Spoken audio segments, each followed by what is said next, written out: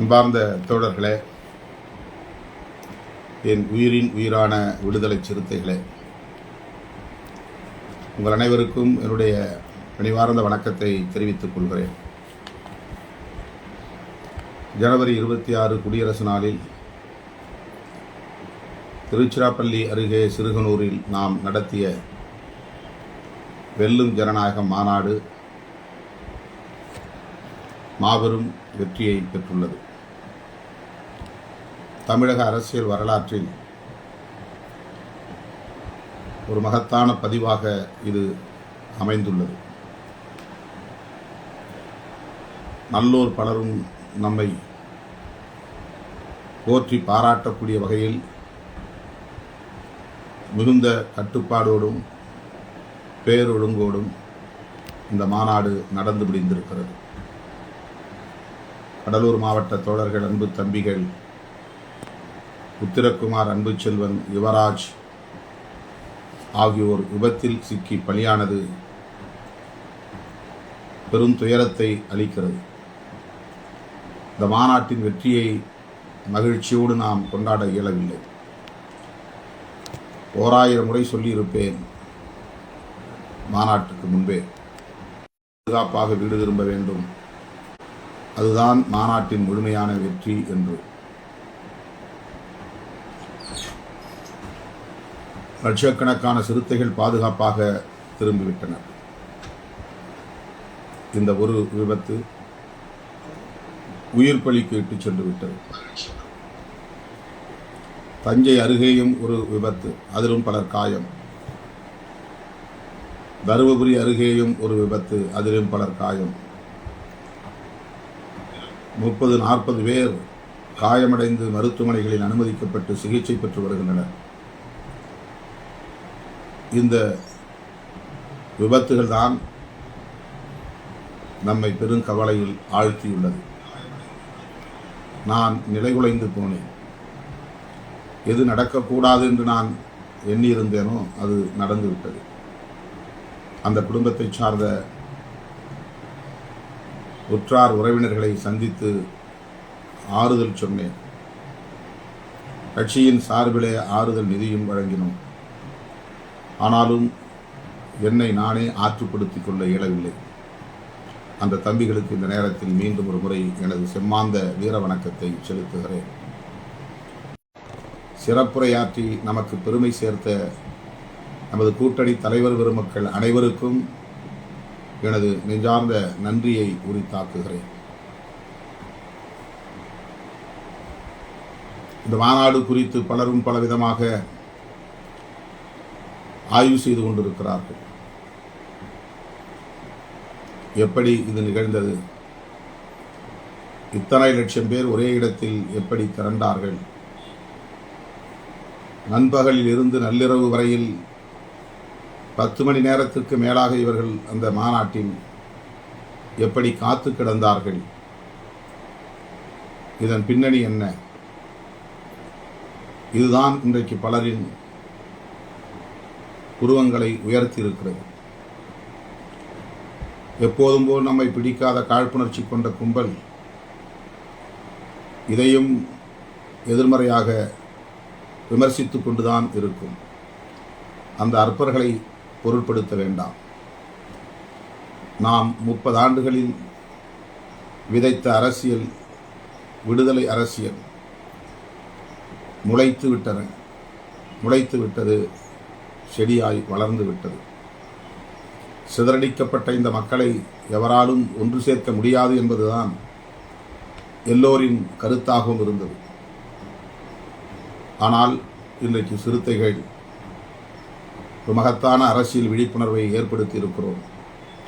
மக்களை அரசியல்படுத்தி இருக்கிறோம், மக்களை அமைப்பாக்கி இருக்கிறோம் என்பதை கட்டியங்கூறும் வகையில்தான் இந்த மாநாடு அமைந்தது.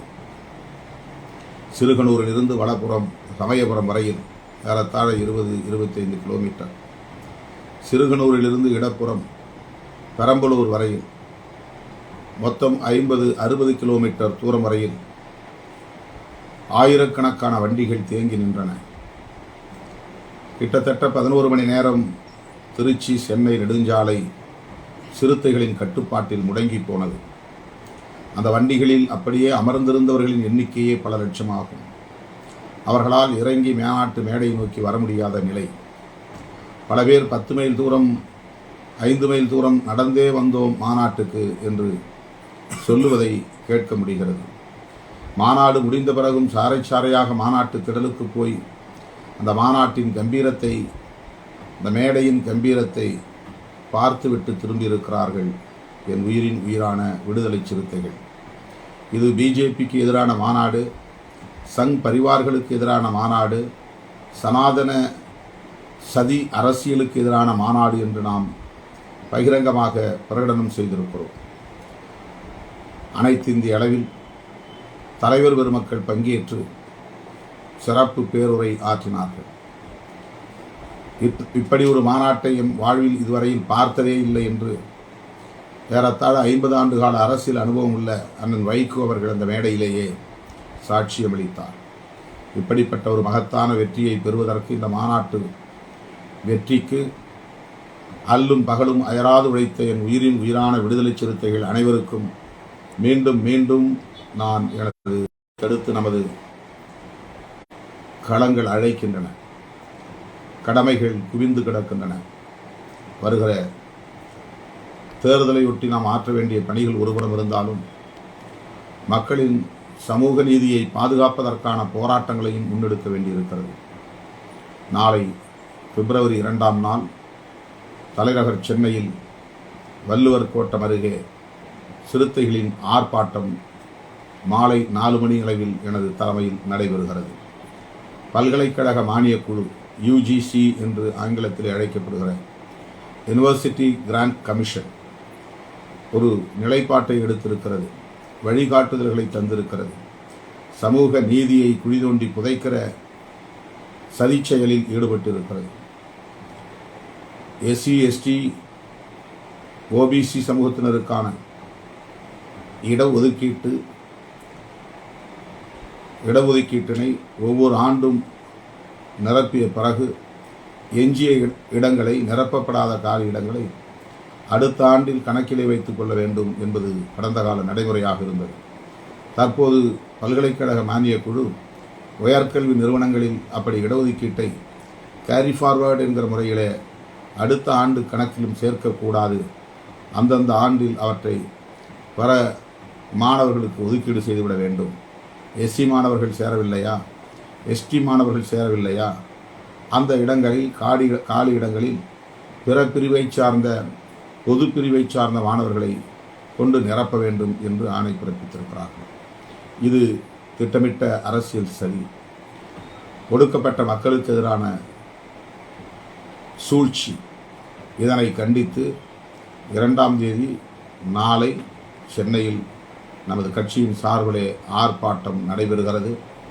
அனைத்து மாவட்ட செயலாளர்கள், மண்டல பொறுப்பாளர்கள், மாநில பொறுப்பாளர்கள் யாவரும் அணிதிரண்டு சென்னைக்கு வர வேண்டும் என்று அன்போடு அழைக்கிறேன். 10 மணிக்கு மாவட்ட செயலாளர்கள் மட்டும் பங்கேற்கிற கலந்தாய்வு கூட்டம் உள்ளது. மாவட்ட செயலாளர்கள், மண்டல செயலாளர்கள், மேலிட பொறுப்பாளர்கள், மன்னிக்கவும், மாவட்ட செயலாளர்கள், மண்டல பொறுப்பாளர்கள், அதாவது செயலாளர், துணை செயலாளர்கள் மற்றும் மேலிட பொறுப்பாளர்கள் அனைவரும் இந்த கலந்தாய்வு கூட்டத்தில் பங்கேற்க வேண்டும். 10 மணிக்கு நமது கட்சியின் தலைமையகம் அம்பேத்கர் திடலில் இந்த கலந்தாய்வு கூட்டம் நடைபெறுகிறது. ஆகவே 9 மணிக்கு சென்னைக்கு வந்து சேர வேண்டும், 9:30 மணிக்கெல்லாம் அம்பேத்கர் திடலுக்கு வந்து சேர வேண்டும். சரியாக 10 மணிக்கு இந்த கலந்தாய்வு கூட்டம் தொடங்கி 1 மணிக்கு நிறைவு பெறும் என்பதை தெரிவித்துக் கொள்கிறேன். அப்படி அந்த கூட்டத்திற்கு வருகிற மாவட்ட செயலாளர்கள் தாங்கள் மாநாட்டுக்காக திரட்டிய நிதி, அதன் வரவு செலவு குறித்த முழுமையான அறிக்கை உங்களுக்கு படிவம் ஒன்று வழங்கப்பட்டிருப்பதாக தெரிகிறது. தோழர்கள் இந்த படிவத்தை முகநூலில் பதிவிட்டிருக்கிறார்கள். இந்த வெல்லும் ஜனநாயக மாநாடு நிதி தொடர்பானது. நன்கொடை வழங்கியவர்கள் பெயர், எவ்வளவு பணம், QR கோடு மூலமாக எவ்வளவு, செக், காசோலை அல்லது DD மூலமாக எவ்வளவு, மொத்தம் எவ்வளவு, அதில் எவ்வளவு தலைமைக்கு ஒப்படைக்கப்பட்டது என்கிற விவரங்களை இந்த பட்டியலில் பதிவு செய்து ஒப்படைக்க வேண்டும். பல பேர் வாக்குறுதி அளித்ததை விட கூடுதலாக தந்திருக்கிறார்கள். பல பேர் வரையறை செய்யப்பட்ட நிதியை விட மிகவும் குறைவாக தந்திருக்கிறார்கள். தலைமை பொறுப்பெடுத்துக் கொண்ட பொருட்செலவு 1 மடங்கு கூடியிருக்கிறது. 1 மாதம் தள்ளி போனதால் திடலில் போடப்பட்டிருந்த பொருட்களுக்கெல்லாம் கூடுதல் வாடகையை கேட்கிறார்கள். கடைசி நேரத்திலே சில மாறுபாடுகளை செய்ய நேர்ந்தது. அதற்கான செலவையும் கேட்கிறார்கள். 1 மடங்கு இப்போது கூடுதலாக நாம் செலுத்த வேண்டிய நிலையில் ஒரு இக்கட்டில் சிக்கியிருக்கிறோம். ஆகவே அவரவர் வாக்குறுதி அளித்தபடி நிதியை தலைமைக்கு ஒப்படைக்க வேண்டும் என்று மாவட்ட செயலாளர்கள் உள்ளிட்ட அனைவரையும் நான் இந்த நேரத்தில் கேட்டுக்கொள்கிறேன். நாளை அந்த விவரங்களோடு வர வேண்டும். செலுத்தப்படாத எஞ்சிய தொகையை கொண்டு வந்து செலுத்த வேண்டும் என்று கேட்டுக்கொள்கிறேன். அடுத்து மாநாட்டில் பங்கேற்றவர்கள் ஒன்றிய வாரியாக, நகர வாரியாக, வார்டு வாரியாக எவ்வளவு வாகனங்கள் வந்தன என்கிற விவரங்களை 2வது படிவத்திலே பதிவு செய்து தர வேண்டும். இது 2வது படிவம். ஒன்றியம், நகரம், வார்டு, பேருந்து, வேன், கார், மற்றவை என்கிற விவரங்கள், எவ்வளவு பேர் பங்கேற்றார்கள் என்கிற விவரங்கள் அடங்கிய பட்டியல் இருக்கிறது. அந்த படிவத்தில் நீங்கள் பதிவு செய்து தர வேண்டும். அடுத்து மாநில மண்டல பொறுப்பாளர்கள், இது மாவட்ட செயலாளர்கள் மட்டும்தான் பங்களிப்பு செய்ய வேண்டும் என்கிற மனநிலையில் மாநாட்டு செலவுக்கு தலைமைக்கு நிதியளிக்க தயங்குகிறார்கள். மாநில பொறுப்பாளர்களும் மண்டல பொறுப்பாளர்களும் இவற்றையெல்லாம் எதிர்கொள்ள வேண்டிய, ஈடு செய்ய வேண்டிய கடமையை கொண்டிருக்கிறார்கள். ஆகவே அருமை தோழர்களே, மாநில பொறுப்பாளர்களே, மண்டல பொறுப்பாளர்களே, நீங்களும் இந்த மாநாட்டுக்கான செலவை ஈடுகட்ட உங்களால் எவ்வளவு பங்களிப்பு செய்ய முடியுமோ அதனை பங்களிப்பு செய்ய வேண்டும் என்று கேட்டுக்கொள்கிறேன். அடுத்து 6 மாத கண்காணிப்பு காலம் நிறைவு பெறுகிறது. இதையொட்டி நாளை நடைபெறவிருக்கிற கலந்தாய்வு கூட்டத்தில் நாம் விரிவாக பேச இருக்கிறோம். மாவட்ட செயலாளர்கள் எனவே ஒருவர் கூட தவறாமல் 144 பேரும் கட்டாயம் வந்து பங்கேற்க வேண்டும் என்று கேட்டுக்கொள்கிறேன்.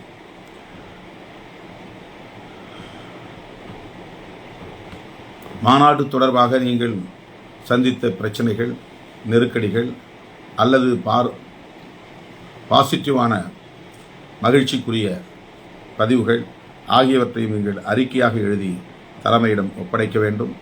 2024 தேர்தலுக்கான தேர்தல் முகவர் மாநாடுகளை நாம் மீண்டும் ஒருங்கிணைக்க இருக்கிறோம். குறிப்பாக வடமண்டலத்தில் விடுபட்டு போன திருவள்ளூர், காஞ்சிபுரம், அரக்கோணம் ஆகிய செங்கல்பட்டு ஆகிய 4 மாவட்டங்களுக்கான BLA கூட்டம் நடைபெற இருக்கிறது. அதாவது வட சென்னை, மைய சென்னை, தென் சென்னை, ஸ்ரீபெரும்பூர் ஆகிய 4 நாடாளுமன்ற தொகுதிகளுக்கான